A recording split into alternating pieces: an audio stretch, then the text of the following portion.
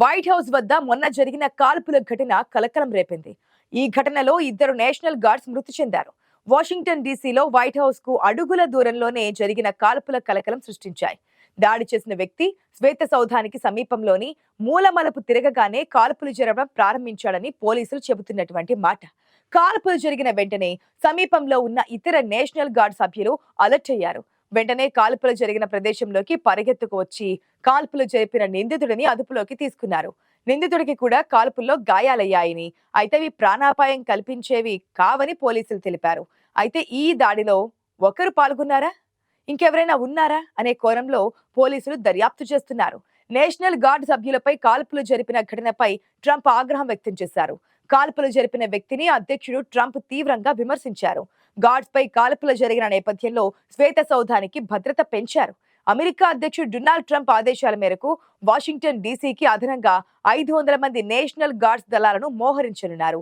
ఈ నేపథ్యంలో 2.5 శతాబ్దాల చరిత్ర కలిగిన శ్వేత సౌధం విషయంలో డిబేట్ జరుగుతోంది. నిజానికి ప్రపంచంలో ఎక్కడ ఏం జరిగినా అక్కడి నుంచి ప్రెస్ కు రిపోర్ట్ చేయబడుతోంది. అన్ని కీలక నిర్ణయాలు అక్కడే జరిగిపోతాయి. ముఖ్యంగా అమెరికా సంయుక్త రాష్ట్రాలలో చీమ చిటుక్కుమన్నా ముందు అక్కడి నుంచే ప్రెస్ బ్రీఫింగ్ చేయబడుతోంది. అక్కడే అమెరికా అధ్యక్షుడి అమెరికా ఫస్ట్ లేడీ నివాసం ఉంటుంది.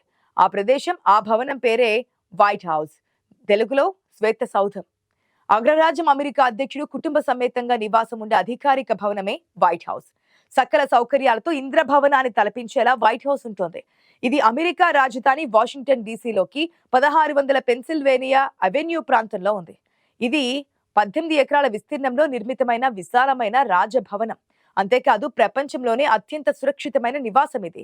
1800 నుండి అమెరికా అధ్యక్షుడి అధికారిక నివాసంగా ఉన్న ఈ వైట్ హౌస్ భవనం ప్రపంచ వ్యాప్తంగా ప్రజలకు ఒక ప్రధాన ఆకర్షణగా నిలుస్తోంది.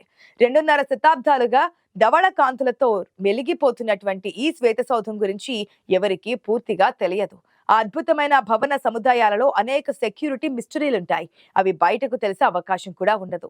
వైట్ హౌస్ అనేది 6 అంతస్తుల భవనం. బేస్మెంట్ లో 2 అంతస్తులున్నాయి. దీనిని president house, president palace, executive mansion అని కూడా పిలుస్తూ ఉంటారు. దీనిని 1901లో అప్పటి అధ్యక్షుడు థియోడార్ రూజ్వెల్ట్ వైట్ హౌస్ గా పేరు మార్చారు.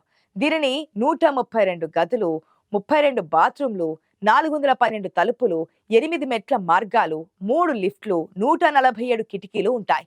ఈ ఇంటి భద్రతను నిరంతరం అతి జాగ్రత్తగా నిర్వహిస్తూ ఉంటారు. బుల్లెట్లు, క్షిపణులు వంటివి కూడా దీనిని ధ్వంసం చేయలేవు. అంతేకాదు అణుదాడి జరిగినప్పుడు కూడా దానిని రక్షించడానికి బంకర్లను నియమించారు. వైట్ హౌస్ 8 ఎకరాలలో విస్తరించి ఉంది. 55,000 చదరపు అడుగుల అంతస్తు స్థలం ఉంది. మిగిలిన ప్రాంతంలో తోటలు, స్విమ్మింగ్ పూల్స్, టెన్నిస్, బాస్కెట్బాల్ కోర్టులు, జాగింగ్ ట్రాక్లు, ఇతర సౌకర్యాలు ఉన్నాయి. ప్రతి గదిని ఎప్పుడూ అందమైన పూలతో అలంకరించి ఉంచుతూ ఉంటారు. ఒక ప్రైవేట్ స్క్రీనింగ్ థియేటర్ కూడా ఇందులో ఉంటుంది. ఇది నిజంగా విలాసవంతమైన అనుభూతిని కలిగిస్తూ ఉంటుంది. ఇందులో state dining room, oval office, map room వంటి అనేక ప్రత్యేక గదులు ఉన్నాయి. ఇందులో 2 ఫార్మల్ గార్డెన్లు, కిచెన్ గార్డెన్, పిల్లలు ఆడుకోవడానికి ఒక ప్రత్యేక పిల్లల గార్డెన్ కూడా ఉన్నాయి. వైట్ హౌస్ నుంచి 2 సొరంగాలు, ఒక రహస్య బంకర్ నిర్మించబడ్డాయని కూడా చెబుతారు. ఒక సొరంగం ట్రెజరీ భవనానికి దారితీస్తోంది, మరొకటి సౌత్ ల్యాండ్ వైపు వెళ్తోంది. ఇది మెరైన్ 1 హెలికాప్టర్ కు ల్యాండింగ్ ను అందిస్తోంది. వైట్ హౌస్ లో సిచ్యువేషన్ రూట్ అని పిలువబడే బంకర్ కూడా ఉంది. ఇది ఏదైనా అత్యవసర పరిస్థితిలో ఉపయోగించేందుకు వీలుగా ఉంటుందన్నమాట. ఈ బంకర్లు బలమైన ఇనుముతో తయారు చేయబడి ఉన్నవి. అవి ఎలాంటి దాడినైనా తట్టుకునే సామర్థ్యం కలిగి ఉంటాయని చెబుతూ ఉంటారు. అమెరికా అధ్యక్షుడి భద్రత కోసం అనేక రకాలుగా చర్యలు తీసుకుంటారు. ఈ మధ్య అమెరికా అధ్యక్ష భవనం వైట్ హౌస్ ను 24 క్యారెట్ల బంగారు తాపడాలతో అలంకరించడానికి చర్యలు తీసుకుంటున్నట్లుగా అధ్యక్షుడు డొనాల్డ్ ట్రంప్ స్వయంగా తన ట్రూత్ సోషల్ లో తెలిపారు. ఇందులో భాగంగా శ్వేత సౌధంలోని ఓవల్ ఆఫీస్, క్యాబినెట్ రూమ్ లో భారీగా స్వర్ణ అలంకరణలు చేపడుతున్నట్లుగా తెలిపారు. ఇప్పటి వరకు అందమైన భవనంగా పేరు పొందిన శ్వేత సౌధం ఇకపై అత్యుత్తమమైన భవనంగా ఇక్కడికి వచ్చిన విదేశీ నేతలను విస్తుపోయేలా చేస్తుందని తెలిపారు ట్రంప్. కార్యాలయంలో అలంకరిస్తున్న మేలిమి అలంకరణల నాణ్యత, సౌందర్యం చూసి ఏ విదేశీ నాయకుడైనా ఆశ్చర్యపోవాల్సిందేనన్నారు. శ్వేత సౌధంలో ఏర్పాటు చేయనున్న స్వర్ణ అలంకరణలకు సంబంధించిన వీడియోను సోషల్ మీడియాలో షేర్ చేశారు. వీడియోలో బంగారు పూతతో ఉన్న డజన్ల కొద్ది డిజైన్లు కనిపిస్తున్నాయి. వైట్ హౌస్ లో స్వర్ణ తాపడాలు చేయించడానికి ఉపయోగించిన బంగారు ఖర్చును ట్రంప్ స్వయంగా భరించినట్లు వైట్ హౌస్ ప్రతినిధి ఇటీవల తెలిపారు. అయితే ఎంత మొత్తంలో బంగారాన్ని వినియోగిస్తున్నారనే విషయాన్ని వెల్లడించలేదు. ఇప్పటికే ఓవల్ ఆఫీస్ లో పలు చోట్ల స్వర్ణ తాపడాలు ఉన్నాయి. మిగిలిన చోట్ల కూడా బంగారంతో అలంకరించడానికే తన కోరికను ట్రంప్ పలుమార్లు బయటపెట్టారు. వైట్ హౌస్ ను అమెరికా అధ్యక్షుడు నివసించడం కోసం నిర్మించారు. అధ్యక్షుడి హోదాలో ఎంతో మంది ప్రముఖులు ఇక్కడ ఏళ్ల పాటు నివసించారు. ఇది వాషింగ్టన్ డీసీలో ఉంది. కాల పరిణామ క్రమంలో ఎన్నో ఆటుపోట్లను ఎదుర్కొంది. ఇది ఒకసారి శత్రు సైనికుల దాడికి ధ్వంసమైంది. అగ్ని ప్రమాదం, వరదలను ఎదుర్కొంది. అమెరికా అధ్యక్షుడు ఉండే ఈ శ్వేత సౌధం పూర్వాపరాలు, నిర్మాణ చరిత్ర ఇంట్రెస్టింగ్ గా ఉంటుంది. 1600 Pennsylvania avenue north west Washington డీసీలో 18 ఎకరాల సువిశాల విస్తీర్ణంలో వైట్ హౌస్ ఉంటుంది. ప్రస్తుతం దీన్ని వైట్ హౌస్ అంటున్నా దాన్ని కట్టాక 100 ఏళ్లకి కానీ ఆ పేరుతో పిలువబడలేదట.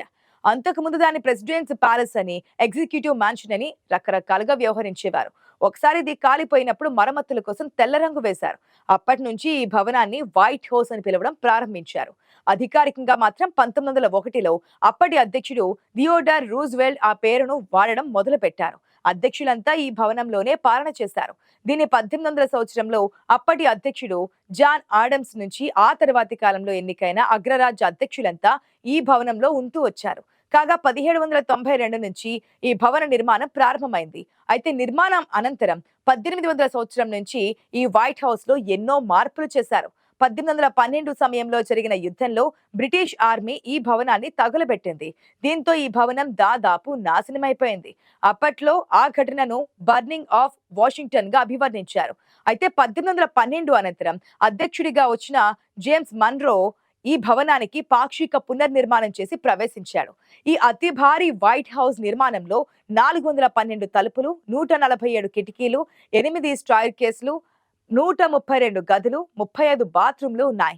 ఈ సౌధానికి బయట వైపు రంగు వేయాలంటే సుమారుగా 2157 లీటర్ల తెల్ల రంగు పెయింట్ అవసరం అవుతూ ఉంటుంది. ఒకేసారి 140 మంది కూర్చొని తినగలిగే డైనింగ్ టేబుల్, 13,000 చాకులు, చెంచాలు ఉన్నాయి. దీని నిర్వహణకు 5,700 మంది ఉద్యోగులున్నారు. చికెన్, మటన్ కీమా, రుచిని మైమర్పించే ఎగ్ కీమా, తక్కువ ఖర్చులో రాయల్ టేస్ట్. పైగా దీనిలో ఉచితం అంటూ ఏమీ ఉండదు. అమెరికా అధ్యక్షుడు, అతని కుటుంబ సభ్యులు ఇక్కడ వెచ్చించిన వాటికి బిల్లు చెల్లించాల్సి ఉంటుందట. వారి తినడానికి అయ్యే ఖర్చు, డ్రై క్లీనింగ్, టూత్ పేస్ట్, ఇలా ప్రతి దానికి సంబంధించిన ప్రతిదీ కూడా నెల చివరిలో బిల్లు వస్తోంది. అది తన వార్షిక జీతం $4 లక్షల నుంచి మైనస్ చేస్తారు. ప్రతి వారం వైట్ హౌస్ ను 30,000 సందర్శకులను అనుమతిస్తూ ఉంటారు. శ్వేత సౌధానికి రోజు 65,000కు పైగా ఉత్తరాలు వస్తుంటాయి. దాదాపు 3,500 ఫోన్ కాల్స్ వస్తాయి. 1,00,000 మెయిల్స్ వస్తాయి. 1000 ఫ్యాక్స్లు కూడా వస్తాయి. ఈ అపూర్వ నిర్మాణాన్ని ఐరోపా కళాకారులు నిర్మించారు. అలాగే పలువురు వలస కార్మికులైన స్పాటిష్ కార్మికులు, ఐరిష్, ఇటాలియన్ ఇటుక, ప్లాస్టర్ కార్మికుల సహాయంతో వైట్ హౌస్ ను నిర్మించారు. ఇక జేమ్స్ హేబాన్ ఈ నిర్మాణంలో కీలక పాత్ర పోషించాడు. వైట్ హౌస్ లో దెయ్యాలున్నాయని అంటుంటారు. ఇక అబ్రహాం లింకన్ ఆత్మ ఇప్పటికీ సంచరిస్తున్నట్లుగా కొందరు చెబుతూ ఉంటారు. వైట్ హౌస్ కు గెస్ట్ గా వచ్చిన బ్రిటిష్ ప్రధాని విన్స్టన్ చర్చిల్ కు కూడా అబ్రహాం లింకన్ ఆత్మ కనబడిందట. దాంతో ఆయన హడలెత్తిపోయాడు. టైఫాయిడ్ తో చనిపోయిన లింకన్ కొడుకు విల్లీ, అమెరికా రెండో అధ్యక్షుడైన జాన్ ఆడమ్స్ భార్య అబిగలీ, అమెరికాను పాలించిన జేమ్స్ మాడిసన్ భార్య డాలీ, అలాగే అమెరికా మాజీ అధ్యక్షుడు ఆండ్రూ జాక్సన్, లింకన్ భార్య మేరీ టాడ్, మరో అధ్యక్షుడికి అత్తగారైన మేరీ తదితరులు ఆత్మలు ఇక్కడ కనిపిస్తాయని వినికిడి.